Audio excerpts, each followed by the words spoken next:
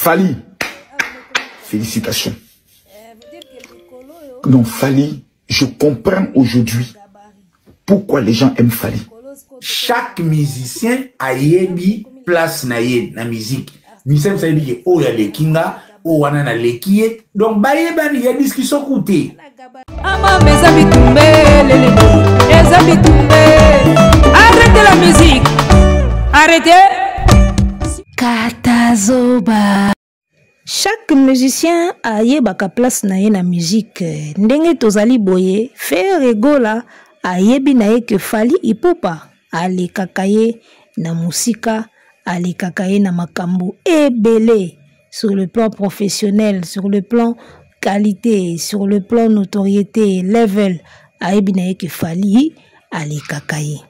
Mesdames et messieurs, boyamba bambote bisika bolanda biso o bo Hollywood TV chaîne na bino bolinga ngotro Katazoba la chronique Antelo et salami pe pesami na mwana mboka la gourou de son temple Eagle Woman de Tobenga Kaye, la maman des aiglons, toujours na pointe, toujours présente. Restons ensemble, il n'y a pas de souci.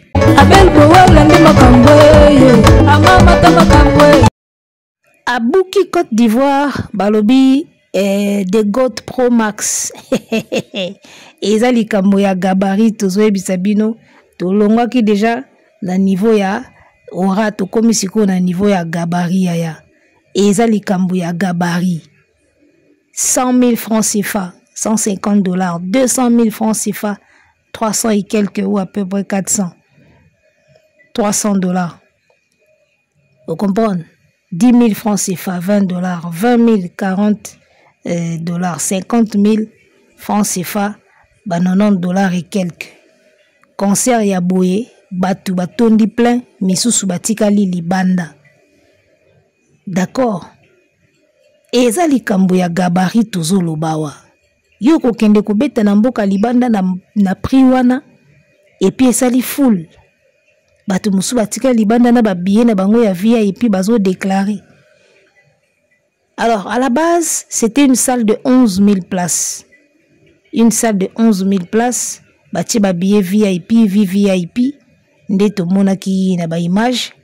D'accord, parce que TV za radio te. Voilà, ticket yango wana. Ticket wana libanais asimbi ticket na 200 000 francs CFA VVIP. Awe ezalaka makamba preuve à l'appui. Fali Ipupa au moins, ceux qui osent défendre, c'est facile à retrouver la preuve. Ya makambo zoloba. Alors que pas ya mwana bova, kuna ba preuve ezalaka na minoko na bango. Aza danger, asala kaboye, nyo se soukaka na minoko na bango. Ba preuve concret boye. Palpable les alagati. Après ba oya otuna biso nani yango atia seuil wana oyo elakisaka ke kingandi eza numéro 1. Nani atia seuil wana? Yo mozo mona prix oyo fali azokende kobeta nango na Abidjan. O compare yango na mutu azobeta fikini ya 5 000 francs et puis azosepela. Tala niveau ya bassesse ya musicien na ba fanatique na ye. Bo raté yo arena qui est un grand événement.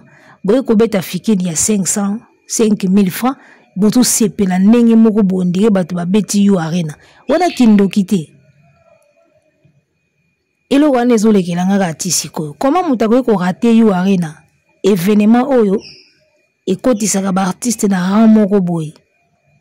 Et puis baye kobeta fikini, babando sepela comme si babeti yo arena. Wana kindoki te vraiment. Si vous moto a beti ba conseil à VVIP ti batu baten ça les refoulé batu batondi libanda. Soka lobi sikwa sepela a omata na mapata. A obeta ba shita ko baluka la mabele. Ezali kambo ya gabarit papa. Mona bova makambo yo kokoka ngote lekeli o kilo. Okoka makambo te mona bova. Nazo bino 2025 bokolokota mona bova na mabele. Aokoka te bakue oleka minene makasi. Bokolokote na mabele na 2025. Mona bova. Tebisaki bino bisengo na bino ya tango moke. Bosepelaka 2 jours, 3 jours. Après bobandi sou kolela. Na minute au place boza bolela déjà. So fallait frapper ka bino bobandi olela. Bosepela na bino ka 2 jours. Eh, Mobondo, Fikine plein à tomber. Eh, Barido éliminé. Bon, c'est peli 2 jours à Pamba. Moi, le long de Bando, là. Actualité, nous sommes fali na Côte d'Ivoire. Fikine mba moko nien. Na minute, ba image tout. Fali na Côte d'Ivoire. Mbala moko actualité Fikine limwe. Ye mutu babiloko ne umelaka. Ya fali e umelaka. Ya ye umelaka. Na minute, actualité Fikine ke wapi. Gaz mawete kutu concert gaz mawete lobisi mingi koleka Fikine. Mouya kazu le 15. Moi concert moko ya nzala ya mawa ya 5000 francs. Talande bozo ganga. Pour mona ke bazali na soif ya robeta. Bo souffrir eh. Bozo souffrir. Muta beti concert à VIP. VIP ba table ba 200 000 300 000. Atikali ko ganga te na scène ke awa batondi plein, awa na sali chiko eh. Rien. Abele le lorote. Ayembi abini 207 abini banzembune fo mona ba ivoirien ndenge bazo yemba lingala natali video moko boyego mutu azako filmer pembe ne mutu moko azaki wana jeune moko azaki wana na ebiso me jeune wana ondire jula mutu azo yemba lingala ondire soki baule soki nani azo yemba lingala mabeme azo bomaka nzoto wana fali ipupa les gars.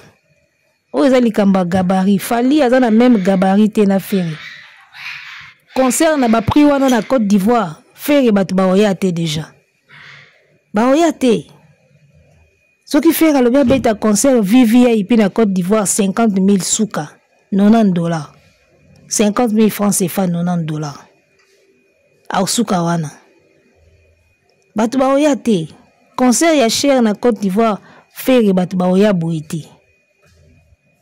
Vous comprenez? Donc, fali na Côte d'Ivoire, azalaka lukwa nzambe. Et puis, asila relengite. Basi ba yebiye déjà, mais à chaque fois qu'il ndaka kuna, izalaka on dirait fali abota misika na Côte d'Ivoire. C'est quelle magie, les gars? C'est quelle magie? Donc, fali na Côte d'Ivoire, atikali nzambe libela, a aussi la raté. Abeta kuna souvent, mais à chaque fois qu'il revient, azalaka on dirait yasika. Yemoko lobi yango na scène. Alors, mais comment tu fais pour chaque fois au bêta à concert bien automne il faut avoir des chansons, il faut avoir des belles chansons, il faut avoir des nouveautés. Parce que l'année passée, tango akendaki na ewana Mayday et bandako René. Pour nazoe batango fali à kiti na aéroport, ba protocole wana ba ko zoye bazako yemba Mayday. Si ko tala tango azongeli bango aneo azongeli bango na 207. Ata yo moko. Chaque fois zongela bango na ba tube. Ba obaye ndeni. Moi ba baye ata azongela ka ba côte de ba ivoirien chaque fois na ba tube. Si ko lelo so fait azongela na Côte d'Ivoire azongela bango ni ba osenge vita imana bilo akala. Lelo fait so akebeta na Côte d'Ivoire. Tube nini o memela bango ya sika. Tube nini ya sika o memela bango. Mutumbimba se renouvela raté. Atikalaka na l'antiquité. Yesu si na ezalaka zonga na époque ba papa wemba. Et si le cas époque wana, le temps passé ne revient plus. Quand on a film La vie est belle. Moi c'est un vendu ya maman wana ya mnene wana banda wemba. Le temps passé ne revient plus. Fait lingaka a vivre bazonga na époque ya papa wemba. Époque banda ko renier makasi.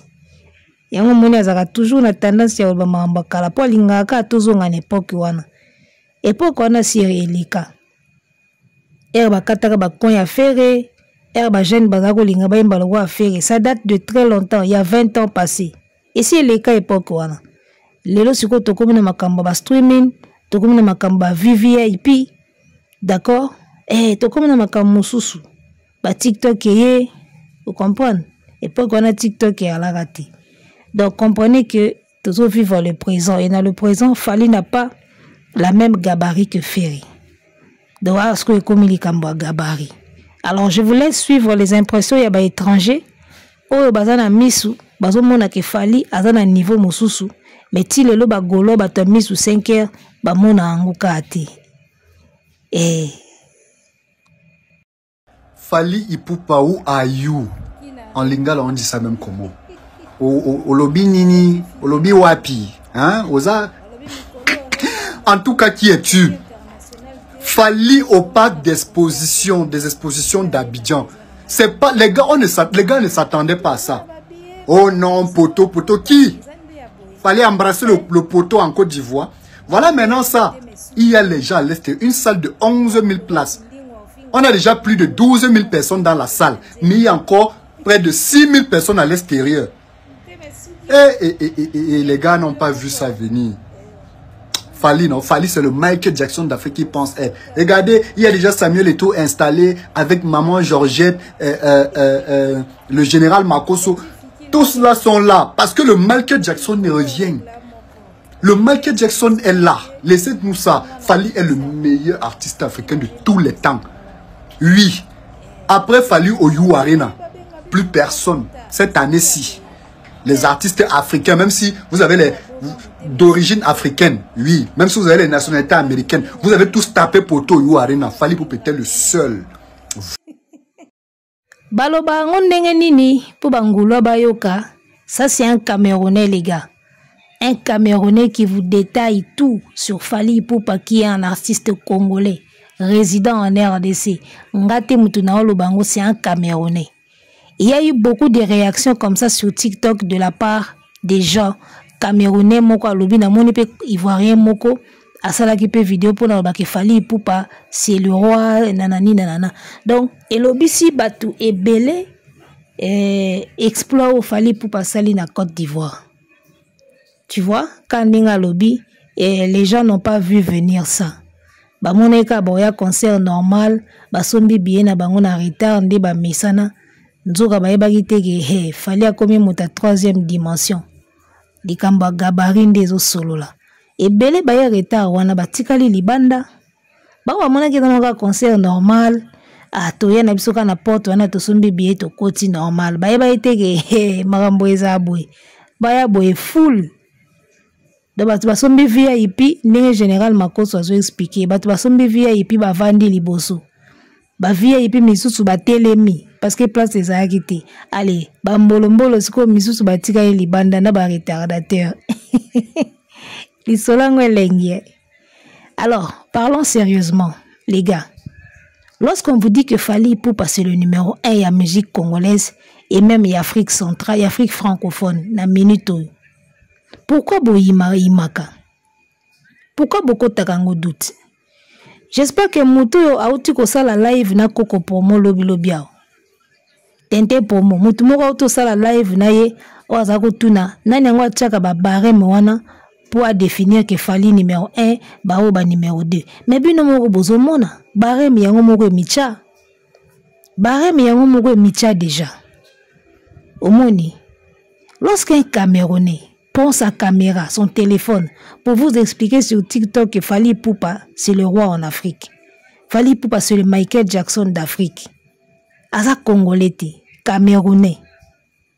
Ça dit que succès à Fally, c'est déjà arrivé là-bas. Au Baomo Camerounais, c'est déjà arrivé là-bas. T'es pas ivoirien, je crois. Bah ivoirien, une expression, c'est arrivé là-bas. Donc ça dit que, et comme tu kuna, tu as niveau, donc ça dit que na bino pe boyebi biso kansaka biso monde ya to bomaka nzoto to expliquer bangolwa que mona bova ana level moko te na Fally ana gabarit ya Fally te to kansaka biso moko mutu to yebi yango yango to bomaka nzoto ya ko expliquer bango tongo pourquoi alors que c'est déjà arrivé là-bas au Cameroun, en Côte d'Ivoire et ainsi de suite. C'est arrivé partout. C'est arrivé partout. Sikoyo olibino bochaka tembe pour na biso ba congolais mututo lobango. Siko devant un Camerounais. Quand un Camerounais le dit, azana Congo te, ana mboka na ye Cameroun. Avant que ne kuna il faut un visa. Déjà lorsqu'un Camerounais vous relate tout sur Fally, c'est qu'il est au courant de tout.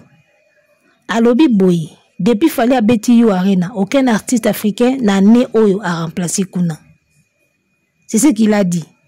Pour bangolais belé baoka français, t'es tout interprété. Au Niger noana hein. Asa Camerounais, alobi boy. Abi Fally Ipupa za Michael Jackson et Afrique. Alobi depuis Fally a beti You Arena, africain mon côté. Et à l'Afrique anglophone, et à l'Afrique francophone, africain mon côté a beti na même année qui Fali après Fali abeti na neo do neo tie sili africain moko ta tie date na yo arena depuis Fali abeta congolais kutu ata solo te moko ameka kiawa balakisi epena ke yo te opena papa yemba yo te yo arena vene lakisi ke yo te Wizkid kuta tie date te après Fali ka yo mona bova. Donc voilà, lorsqu'un Camerounais vous raconte tout ça, il faut bangi sa binois parce que ceux qui biso benga bol bakebo ezana onka na Congo toujours rêver tout yebi makamute. Si vous que comédien na Cameroun, ça dit que 4 ici frontières. Allez-y comprendre. Un Camerounais qui vous explique les mêmes choses que biso ba Congolais to yebi sarabino obo tchara tembe. Maintenant un Camerounais vous l'explique. Qu'il fallait ce Michael Jackson d'Afrique, fallait pour pas qui es-tu. Depuis abeti yo arena mutu moko te remplacer kuna. Un Camerounais te dit ça. Après il y a aussi un Ivoirien qui a na TikTok à lobby angoli susu. Soki biso kaka isuka ki na biso, bokoko boya na bino, ki eza na muka biso, to na nzala, to luka fali afuta biso, to luka mbongo fali acha biso ka. Boyenga bolo ba bongo, so ezali ka biso. Biso to na nzala, to flatter fali po fali acha biso ka. Yango to lo ba bongo. Siko un Camerounais, a lo bango po ani. Po yepe ka fali apese ka mbongo. Yepe lo bango ka po fali afuta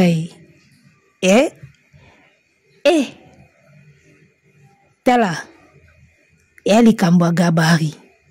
Na minute Fali, musika ya Ferry, musika ya Kofi, musika ya Inosbi, musika ya nani susu. Musika ya Bana Wenge, musika ya Jibe, musika ya Wera. Bolobaki awa, mutumoka lobaki awa bi, Côte d'Ivoire wana Fali akendaka, Jibe auto betango kuna na babiya cher. Est-ce que bon qui image mo ya JB batu batika libanda boy. JB auti Côte d'Ivoire mais Côte d'Ivoire ya Fali bino mo bomona na ba réseaux sociaux tala mukolo Côte d'Ivoire ezara Fali pupa. Mutako sabino te mukolo Côte d'Ivoire Fali ipupa. Vous comprenez? Fali ipupa David Monsola imposé na Côte d'Ivoire ndenge général Dabira a imposé à Ferry na Braza. Pero douana Ferry à général Dabira. Général Dabira a imposé à Ferry na Braza. Ndenge David Monso a imposé à Fali na Côte d'Ivoire. Si vous Ferry ba imposé à na Braza, tant Fali a boto les places. Fali si vous ba imposé na Côte d'Ivoire, Fali a tikala. Pourquoi? Parce que il se renouvelle à chaque fois. Il est créatif. Il se réinvente toujours, tout le temps. Asala a toujours banzemba bien. Il continue de faire de belles chansons. Yagomoni à chaque fois à renouveler la bolingo nae. De Fali aloko la mwasi libala oyo atika nzoto te. Mabele kwei, suki baby, elambe baby, lipute nzuluki te. Yeza mwasi libala oyo tout le temps kabele zo change jamais. Tout le temps ba coiffure zo change jamais. Tout le temps moi le boutin, tout le temps moi ba soin de visage. Yagomoni mbali alinga kaka. De ba fanatique balinga kaka à chaque fois mona kaka yasika. Ça dit que o salami na Côte d'Ivoire ngala mona on le voit demi you arena. La mona on prend l'image à you arena. Ça dit que les Ivoiriens comme s'ils avaient envie de vivre ce qu'ils ont raté à you arena. Babi aya na no laksa biso en live. Na mona on prend logo la demi you arena. Spectacle wana ya parc d'exposition wana. Le col a peine demi yo arena. C'est-à-dire qu'il a offert un spectacle. C'est comme si alors qui ke o barata ki yo arena. Bazaki na ba billet d'avion te, bazaki na moyen ko kendete, bota la spectacle ngona yeli binongo awasko à domicile. On dirait la kai bangolo mo bongo. Na monyango pena lo wa yo arena spectacle wana. Voilà un artiste. Voilà un artiste les gars. Ba musu lobi o Fali a tapé poto yango jeune wana lobi Fali tapé poto na Côte d'Ivoire. Boa maboma. Fali na Côte d'Ivoire ke tapé poto. E bandi ndeni. E bandi ndenge nini. Mutu na biya 300,000, 200,000 atika libanda zo déclaré. Fali na Côte d'Ivoire a tapé poto. wana beti wapi wana beti place nini yango wana tapé poto bomona na Laguna Show fali aleki carton plein fera yebo ya sieta e ba filmer la e ba kiti na Laguna Show pona olakisa ke awa eza mboka fali. D'accord, David Monceau en tant qu'Ivoirien producteur de Fali, il a su imposer Fali na Côte d'Ivoire. Et Fali Ipupa en tant qu'un bon, il a su garder cette imposition parce que bakoki ko imposer yo pendant un temps et après mutumo ko aye aza makasi a déraciné yo alongoli yo na place so ba imposa ki yo. Ça arrive. Mais Fali siko mutoya ko longola na Côte d'Ivoire depuis David Monceau a imposé. Fali est resté dans le cœur des Ivoiriens. Parce que à chaque fois ayebi comment ko sepelisa bango, ayebi comment ko se renouveler. Un artiste c'est quelqu'un qui se renouvelle à chaque fois. Un artiste c'est quelqu'un qui se réinvente. D'accord? Et là on va bénir renaissance. Et c'est logo ko tika ka artiste té. Artiste il faut tout le temps renaître. Il faut bota maralo ya sika. Obima toujours yasika ba créativité ba invention ba idée mike il faut bimaka toujours sika il faut toujours renaissance ezalaka artiste akoki ko kabwana kana renaissance il faut toujours renaître obota maka yasika. C'est ce que Fali sait faire depuis Fali abanda ko ke na Côte d'Ivoire ti lelo posa na ye et pas ba ivoirien ici la raté so ba moni ka lo nzambe. Surtout que Daichi Kane nazala asouti. Ça aussi c'est un fait. D'accord, ça aussi c'est un fait. Depuis Daichi azala asouti, bah comment au monde on dirait Fali siko donc tout se consoler na Fali quoi. Et quand Fali arrive en Côte d'Ivoire, na minute on a ba ivoirien tout ba fukamaka. Onga de Bordeaux fukama. Onga Ariel Chené fukama. Onga José fukama. Onga Serge Beno fuka manan. Tant Fali aussi sa kangi bisaka mati avion kende botelemi. Quand Fali arrive en Côte d'Ivoire, batouana tout ba fuka maka. C'est normal, Fali a mbiaka. Banana babani musique après Fali. Ya on a ebsaki bino ke Fali azotikala mbiaka. Soko longoli génération ba Kofi na ba Mewey na ba Salif Keita na ba Youssou Naba Alpha Blondy, on a génération Kofi. Fali Ipupa zotikala le seul mbiaka na musique africaine. Ba petit wana tout ba petit a Fali. Ba to wana tout ba oreni na Côte d'Ivoire lelo ba petit a Fali, même en âge, na niveau carrière ba bana. Tu vois un peu, donc bazo devoir y respect wana très bien. D'accord. Ba ninyo bazo wana ba Côte d'Ivoire wana ezokende mame. Mais quand Fali arrive en Côte d'Ivoire, carton plein. Makambango na yebisaki actu du net. Naisaki actu du net qu'en Afrique c'est Fali le roi. Parc des expositions yango wana. Boyebisa Gims ake cha date e fungami pesika. Bobenga Gims akende cha date kuna. Fali si auti kuna bomoni mambo salami. Gims na Afrique a au galerie. Fali na Afrique c'est le roi. Fali na poto abeti 40 000. You arena. Abeti ba ovo. Abeti ba LDLC, abeti ba salebele. Aye na Afrique, azo cartonné. Gims a donné en France. Soit à côté d'Afrique, il ne fera pas le nombre de salles que Fali a fait en Europe, l'Afrique. Vous comprenez? Bataktu du net, na ose la bino bo sala analyse. Ba nombre de salles au Fali a sali na Europe. Gims a ko sala ngote na Afrique. Aye bena na Afrique bo tourner. Abandi pena awa pan a kokate. Mais Fali a kota na Europe azo beta tourner à Sisi Azongi. Gims a yaka moi concert moko et puis faut pas sanctionner na Fali na Dadju pour pesa. Tu vois un peu ça? Ya on a zoé Sabino, biso bobo ya na bino na Congo awa. Mais quand c'est déjà arrivé chez les Camerounais et les Ivoiriens, posez-vous des questions. Comment c'est arrivé là-bas? Biso soto lobby boko boya na bino. Maintenant c'est dans la bouche des Camerounais et des Ivoiriens. Tout ça les sigo ndeni. Donc ba mpe ba mona ka mabe. Ba Camerounais na pe ba mona ka bien te ba mi sous 5 heures. Bogoye ba moni yo 2025 mona bofo ko toka na katikati ya misapi. Moni yo o toka na katikati ya misapi. Ebindi ba toka na katikati ya misapi. Tuna bana classe ba oyebiso. Soki examen l'équipe passe, interro l'équipe passe. bato batoka na katikati ya misapi mona bike komi musielu biloko wana te otoka na katikati ya misapi na 2025 Fally Ipupa a déjà utilisé toutes ses cartouches bomoni une nouvelle salle de fungwami na Côte d'Ivoire bomoni nga totoli yango ça ne finit jamais Tintin Pomo c'est pas fini botika na bino kokosa mona bova ke Fally asisi ba cartouche nyonso po ya bando sepela ke bon le roi ba cartouche esilinga siko na obeta esili te esili na note na noto lembite c'est pas encore fini makambo eza après awa azokende Guinée aoke Libreville aoke Guinée boyoka susango siko na oseka bato bakanisaki ke Fally akosisa ne na mpiaka ya Wazekwa wana makamba Wazekwa yaya Wazekwa wana makamba na ye wana via Wazekwa wana makamba Wazekwa tosisi ane asisi ane na mpiaka umoni Côte d'Ivoire efface mpiaka tu ya Adidas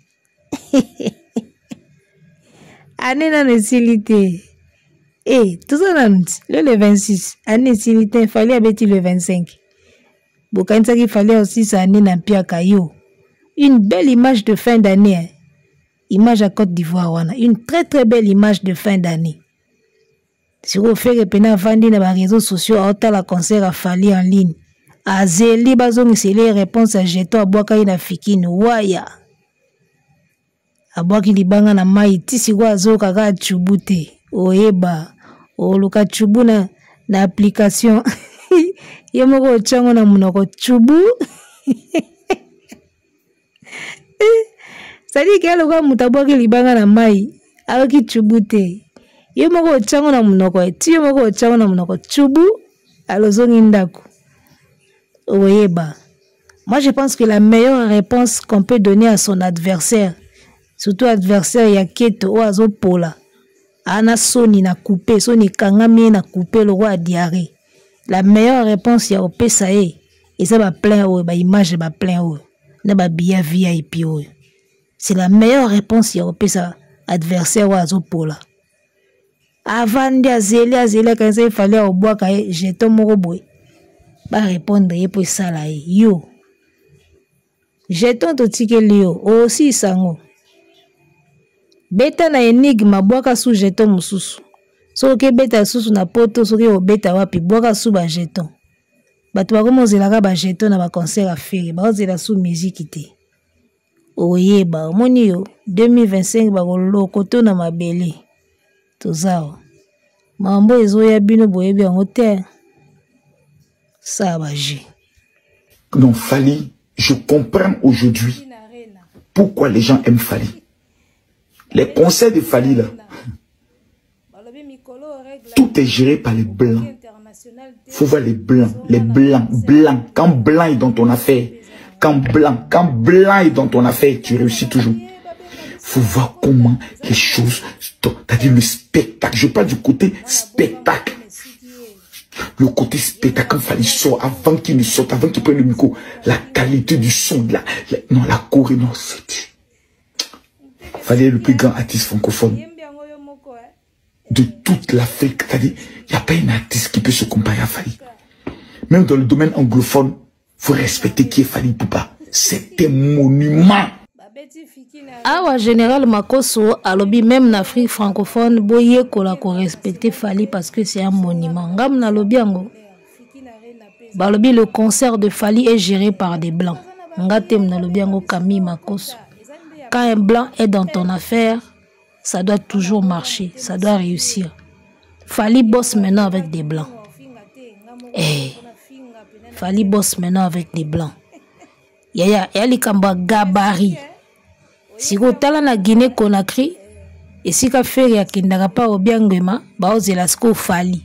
Bango pe ba ozela ba vivre pe makam na bango. Guinée Conakry yango. Donc, après avoir cassé la baraque na Côte d'Ivoire à Abidjan, next step, prochaine étape, eza Guinée Conakry.